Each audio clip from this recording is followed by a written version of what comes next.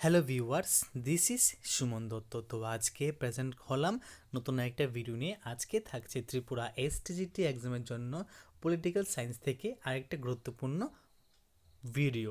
সেই ভিডিওতে তোমরা জানো যে আমি এখানে 500+, ঠিক আছে, 500+ একটা মানে টার্গেট ধরেছি যে তোমাদেরকে আমি কোশ্চেন দিয়ে থাকবো।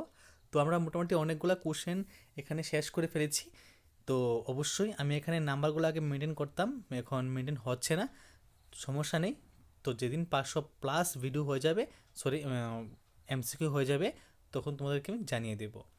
তো আজকের ক্লাসে শুধুমাত্র থাকছে খুবই গুরুত্বপূর্ণ বাছাই করা কিছু প্রশ্ন। সেগুলো অবশ্যই তোমরা যদি চাও যে খাতায় নোট ডাউন করতে পারো। ভারতীয় সংবিধান কার্যকরী হয় কবে? 26 জানুয়ারি 1950 সালে। প্রভিন্স প্রভিন্সিয়াল কনস্টিটিউশন কমিটির সভাপতি কে ছিলেন?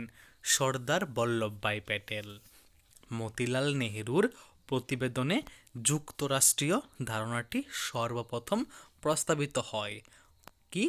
মতিলাল নেহেরুর প্রতিবেদনে যুক্তরাষ্ট্রীয় ধারণাটি সর্বপ্রথম প্রস্তাবিত হয়।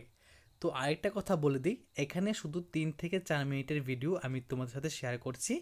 তো এই 3 থেকে 4 মিনিট যদি তোমরা দিতে পারো তাহলে অবশ্যই আশা করছি যে এখান থেকে যখন যদি প্রশ্ন আসে তাহলে তুমি দিতে পারবে।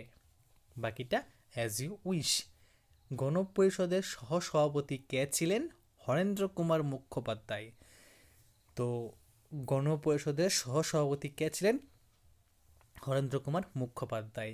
গণপরিষদে 1947 সালে 22 জুলাই ভারতে জাতীয় পতাকা গৃহীত হয়।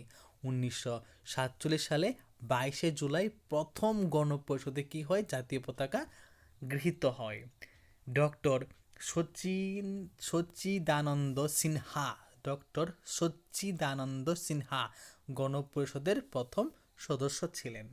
গণপরিষদে মোট 22টি কমিটি গঠন করা হয়েছিল। কয়টি কমিটি? 22টি কমিটি। তারপর নির্বাচন 5 বছর অন্তর হওয়া বাধ্যতামূলক। এক ব্যক্তি এক ভোট নীতি কাকে বোঝায়?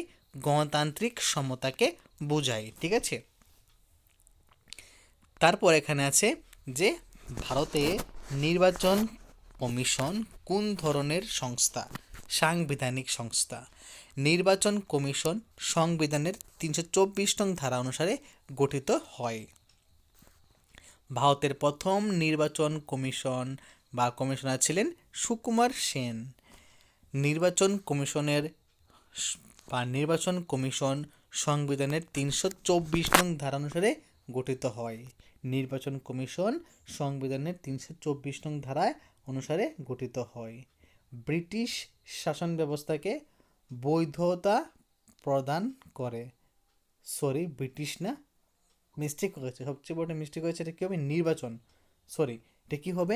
নির্বাচন শাসন ব্যবস্থাকে বৈধতা প্রদান করে। কি? নির্বাচন শাসন ব্যবস্থাকে বৈধতা প্রদান করে। First past the post system এই বিজয়ী নির্ধারিত হয়। তো কেন? সর্বাধিক ভোট পাওয়া প্রার্থী।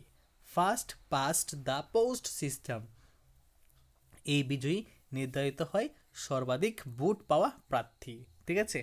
তো এখানে যে গুরুত্বপূর্ণ 15টা কোশ্চেন এখানে তোমাদের সাথে আলোচনা করা হয়েছে। কয়টি? 15টা কোশ্চেন এখানে আলোচনা করা হয়েছে। তো অবশ্যই ভালো করে প্রশ্ন উত্তরগুলো সহ প্রশ্ন দেখে নেবে এবং যদি পারো খাতায় নোট ডাউন করে রাখো, কারণ নোট ডাউন ছাড়া কিন্তু তোমার কাছে এই প্রশ্নগুলি মনে থাকবেই না। তো যদি আজকের ভিডিও তোমাদের কাছে ভালো লাগে থাকে অবশ্যই ভিডিও শেয়ার করবে এবং দেখা হচ্ছে একটা গুরুত্বপূর্ণ ভিডিওতে। আর তুমি যদি চ্যানেলে নতুন হয়ে থাকো তাহলে চ্যানেলটাকে অবশ্যই সাবস্ক্রাইব করে নোটিফিকেশনে অল প্রেস করে রাখবে, ঠিক আছে। তো ধন্যবাদ সবাইকে।